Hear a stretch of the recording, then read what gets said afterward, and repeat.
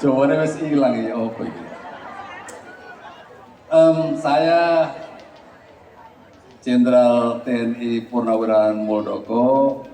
Dulu saya dilahirkan di Purwasri. Tapi begitu ditanya Purwasri, Pak Purwasri hitam putih Pak. Wah mulai keringetan nih. Tahu-tahu desa ini desa Pesing. Desa ini desa Pesing. Nah itu terus saya lulus SMP ke Jombang, ikut kakak saya di Jombang, sekolah di SMA 2, waktu itu SMPP. Setelah saya lulus, alhamdulillah saya masuk Akabri tahun 1977 dan saya lulus tahun 1981. Setelah itu dinas di Sulawesi, di Makassar selama 10 tahun. Setelah 10 tahun di Makassar, pindah ke Jakarta 11 tahun. Setelah itu ke Kalimantan, balik lagi ke Jawa Barat, balik lagi ke Jakarta. Itulah kira-kira perjalanan hidup saya, seperti itu.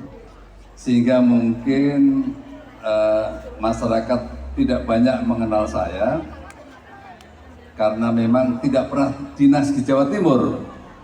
Tapi karena Muldoko cakep, tetap aja kenal KB kan begitu. Bu, cakep ora Bu? Nah, tak sandal, tak lempar sendal dulu. Hadirin sekalian, saya ingin berpesan. Ya, pesan. Bener ini. Ini cerita yang sungguhnya.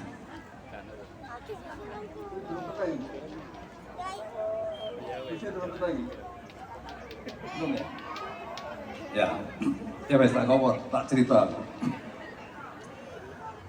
Dulu, jangan, nah itu kan dulu Pak. Ini harus cerita zaman dulu. Saya anaknya Jogoboyo. Karena saya anak terakhir, Benggo Ente. Iya, koretan, jadi entek koret dari anak terakhir ya apa ya? Gak ada apa-apa ya, koret-koret tok itu. Sehingga sulit sekolah. SMP, bapakku ora iso, sepeda ora iso. Tenanan iki. Naik kereta nggak iso bayar, akhirnya dirampas bukunya. Terus aku lapor kepala sekolah, Pak bukuku dirampas Pak. Kamu lagi, berulang-ulang seperti itu. Nah, pulang naik titipan orang harus naik truk. Naik truk kadang-kadang sampai jam 3 sore, lapar. Di depan SMP saya itu ada pabrik kopra. Jadi kalau nunggu truk itu matanya ngalor ngidul golek kopra, jajaran kopra itu. Diambil dimakan. Seperti itulah perjuangan waktu itu. Tetapi saya tidak pernah menyerah. Saya tahu, saya menghadapi lingkungan yang sulit waktu itu, tidak mungkin saya bisa keluar dari lingkungan itu sepertinya. Tetapi saya tidak pernah takut, tidak pernah ragu-ragu, tidak pernah dicemooh orang, anaknya orang miskin. Enggak. Saya terlalu bosan jadi orang miskin. Podo ya? Yo ora lho sampean wis duwe sepeda motor kabeh. Aku dhisik sepeda orang duwe ya. Apa naik mobil aja? Nah itu pinter ya. Punya semangat untuk keluar dari lingkungan kemiskinan. Untuk itu saya SMP sudah pindah ke Jombang. Pisah karo orang tuaku, padahal saya anak terakhir. Bu Miftah, Pak Gus Miftah kalau sudah datang. Ya, anak terakhir saya, jadi ya mestinya dimanja sama ibu. Tetapi saya pisah sama orang tua saya. Masuklah SMA Jombang. Podo iki SMA Jombang iki.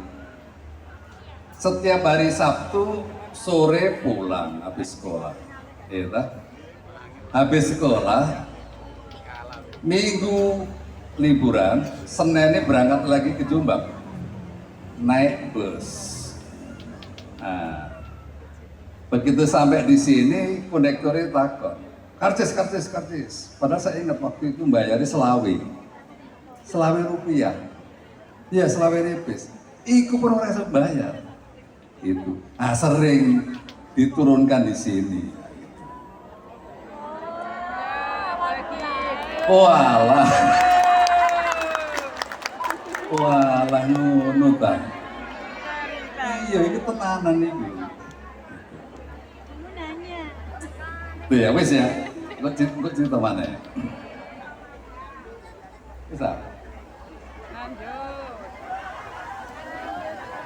Nah, nanti ada cerita selanjutnya.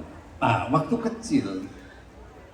kecil dulu, mulutku kecil ini dulu turunnya nenggone Suro, nenggone Langgar. Langgarnya kira-kira 50 meter dari rumah, kecil. Tapi setiap jam 5 sore tidur di lantai sampai dengan pagi, bangun pagi dikepukin karo kiaiku ngaji, setelah subuhan digelendeng karo bapakku dengan sawah. Ngecik jagung, ngecik dele, nyirami tembakau, terus kadang-kadang panen. Pakai andani sing ngwelek. Salah titik sobek kabeh. Itu mungkin waktu itu saya berpikir, saiki aku turun nengone Langgar cilik. Suatu saat saya akan membangun masjid yang besar. Nah, itulah kira-kira. Iku rek, kira-kira rek. Kok nangis kabeh kan Bu? Cerita. Nah, kira-kira perjalanan saya seperti itu, inilah jalan perenungan bagi saya. Sampai kalau membaca prasasti, itu saya tulis, inilah jalan perenungan. Kenapa saya membangun masjid di sini? Satu,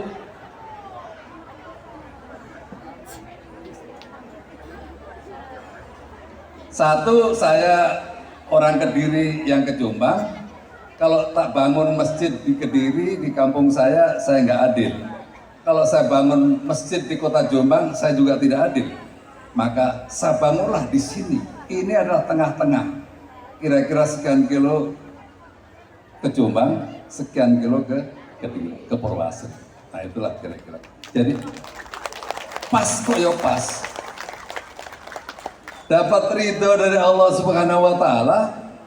Lo kok ya pas jangan mulutnya tol begitu. Nah itu. Alhamdulillah.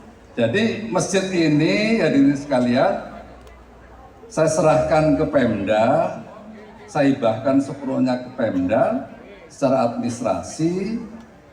Ya, saya ngopeni arek-arek, ngopeni anak-anak yatim piatu di belakang. Ada berapa itu? 15 atau berapa?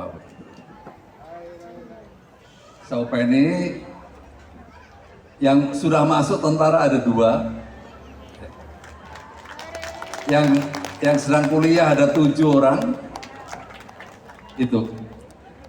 Dari Cindil itu dari anak-anak SD, Laupeni, terus alhamdulillah udah besar semuanya, udah kuliah. Saya bilangin sama dia, saya ingin merubah nasibmu karena saya dulu tidak bisa kuliah. Saya ingin merubah lingkunganmu, kamu harus menjadi orang kaya. Jangan lagi miskin seperti saya dulu. Nah ini alhamdulillah udah mulai kuliah, mudah-mudahan nanti bisa berjalan. Sampai S3 pun kalau dia bisa, saya akan kuliahkan.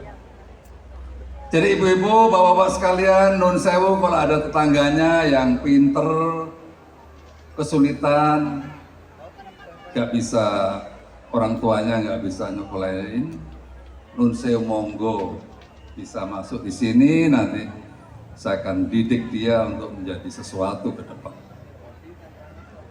Karena saya harus berbalas budi, saya harus membagi kebahagiaan kepada siapapun yang saya bisa. Saya tidak mau memaksa ini harus besar, enggak. Karena yang paling penting bagi saya adalah walaupun itu hanya 15 orang, tapi dia kalau kuliah sampai selesai. Kalau dia pengen jadi pekerjaan, harus sampai dapat pekerjaan. Nah itu, alhamdulillah sudah masuk tentara 2 orang, masuk perhubungan 1 orang. Ini ntar lagi kalau udah selesai kuliah, insya Allah bisa kita carikan pekerjaan. Itu sekedar kelumit untuk Masjid Muldoko. Gus, ini Gus, suara aku seketahui bahan ini.